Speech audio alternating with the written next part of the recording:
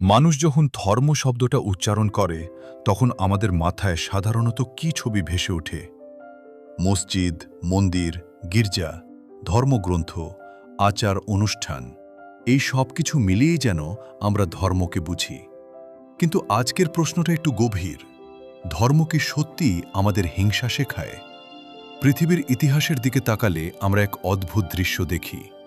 মানুষ ধর্মের নামে যুদ্ধ করেছে, মানুষ ধর্মের নামে মানুষকে ঘৃণা করেছে, এমনকি মানুষ ধর্মের নামে মানুষকে হত্যা পর্যন্ত করেছে। তখন অনেকেই প্রশ্ন করে, যদি ধর্ম সত্যিই ভালো জিনিস হয় তাহলে ধর্মের নামে এত সহিংসতা কেন? এই প্রশ্নের উত্তরে অনেক মানুষ একটি গুরুত্বপূর্ণ কথা বলে, আমি সেই ধর্ম মানি না যে ধর্ম আমাকে হিংসা শেখায়। এই বাক্যটি শুধু একটি প্রতিবাদ নয়, এটি একটি গভীর দার্শনিক অনুসন্ধান। কারণ এখানে একটি মৌলিক প্রশ্ন উঠে আসে, সমস্যা কি সত্যি ধর্মে, নাকি আমরা যেটাকে ধর্ম বলে জানি সেটাতেই সমস্যা? আমরা সাধারণত পৃথিবীর বড় বড় বিশ্বাস ব্যবস্থাকে ধর্ম হিসেবে দেখি, যেমন ইসলাম, হিন্দু ধর্ম এবং ক্রিশ্চিয়ানিটি।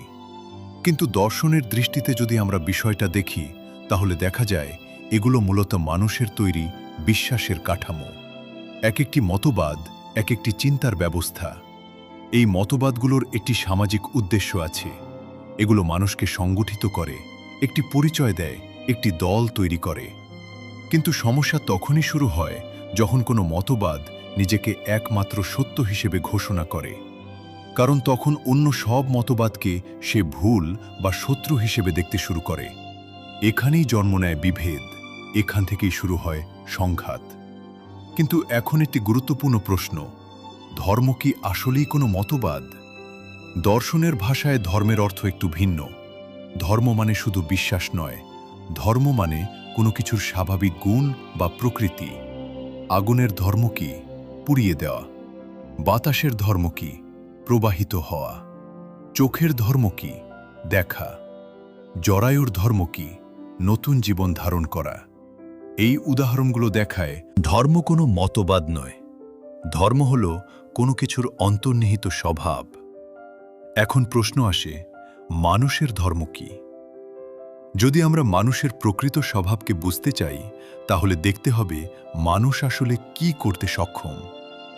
মানুষ ভালোবাসতে পারে, মানুষ সহানুভূতি দেখাতে পারে, মানুষ অন্য মানুষের কষ্ট অনুভব করতে পারে। এই ক্ষমতাগুলোই মানুষের প্রকৃত শক্তি। তাই অনেক দার্শনিক মনে করেন মানুষের প্রকৃত ধর্ম হল মানবতা।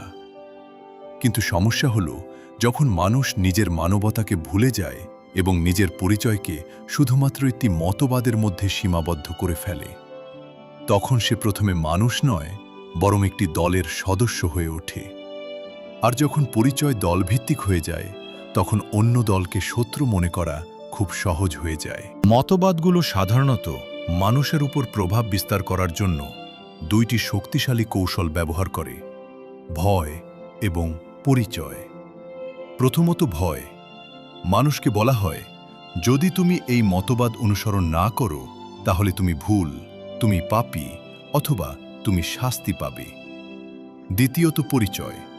মানুষকে বলা হয়, তুমি এই দলের অংশ, তাই এই দলকে রক্ষা করা তোমার দায়িত্ব। এই দুইটি কৌশল ধীরে ধীরে মানুষের মনকে এমনভাবে গড়ে তোলে যে মানুষ নিজের মানবতার চেয়ে মতবাদকে বেশি গুরুত্বপূর্ণ মনে করতে শুরু করে। কিন্তু ইতিহাসের দিকে তাকালে আমরা আরেকটি গুরুত্বপূর্ণ সত্য দেখতে পাই। পৃথিবীতে অসংখ্য মতবাদ এসেছে, অনেক মতবাদ শক্তিশালী হয়েছে, আবার সময়ের সাথে সাথে বিলুপ্তও হয়ে গেছে। কিন্তু মানুষের মৌলিক ধর্ম, মানবতা, কখনো বিলুপ্ত হয়নি। মানুষ এখনো ভালোবাসে, মানুষ এখনো সহানুভূতি দেখায়, মানুষ এখনো অন্য মানুষের কষ্টে কাঁদে। এই কারণেই বলা যায়, মতবাদ আসবে এবং যাবে, কিন্তু ধর্ম টিকে থাকবে। কারণ ধর্ম যদি সত্যিই কোনো কিছু স্বভাব হয় তাহলে সেটাকে ধ্বংস করা যায় না। আগুনকে আগুন হওয়া থেকে থামানো যায় না, বাতাসকে প্রবাহিত হওয়া থেকে থামানো যায় না। তেমনি মানুষের প্রকৃত ধর্ম, মানবতাকে সম্পূর্ণভাবে ধ্বংস করা সম্ভব নয়।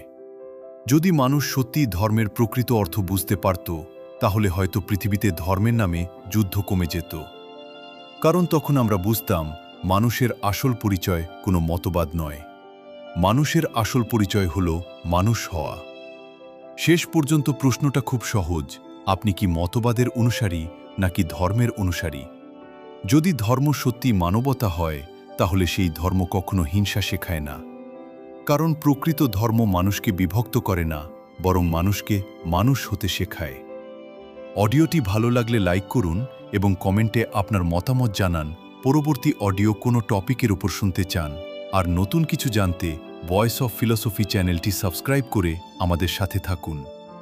অডিওটি শেষ পর্যন্ত শোনার জন্য আপনাকে অসংখ্য ধন্যবাদ।